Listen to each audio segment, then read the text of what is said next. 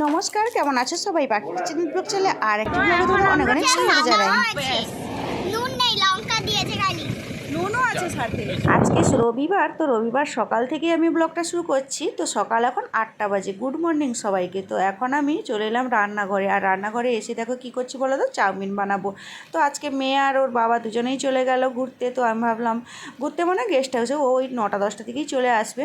তো ভাবছিলাম ব্রেকফাস্টে কিছু বানাবো না, তাই জন্য আমি রান্না করছিলাম না। তো ছেলেটা বললো যে চাউমিন করে দাও, আজকে তো ছুটির দিন। তো তাই জন্য ভাবলাম চলো চাউমিনটা বানিয়ে নিই আর তোমাদের সঙ্গেও শেয়ার করে নিই। এখানে কথা বলতে বলতে চাউমিনটাও সেদ্ধ হয়ে গেছে। এবার জলটা ঝরিয়ে নিলাম। এবার এদিকে কড়াইও বসিয়ে দিয়েছি। ব্যাস অল্প একটু চাউমিন দিয়ে দিলাম। ব্যাস তেল তেল তো দেওয়াই ছিল, দেখতে পেয়েছো।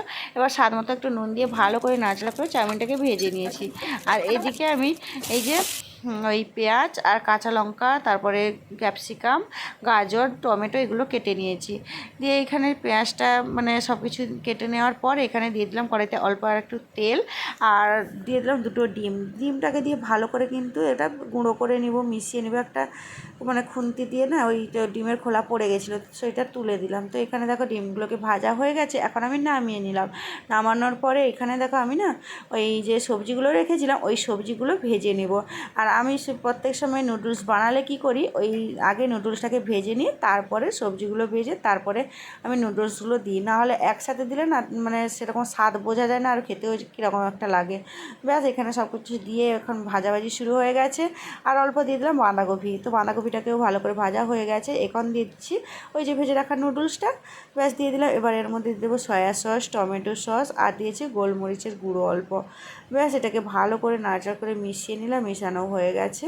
এবার এটাকে আমি খাওয়া দাওয়া করে এখন বেরিয়ে পড়বো আমার এক বান্ধবীর বাড়ি।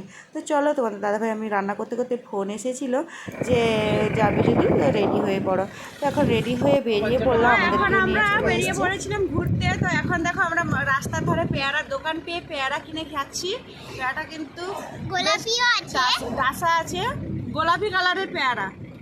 গোলাপিও আছে, নুন, সাদাও লঙ্কা, আছে। নুন নেই, লঙ্কা দিয়েছে খালি। নুনও আছে সাথে।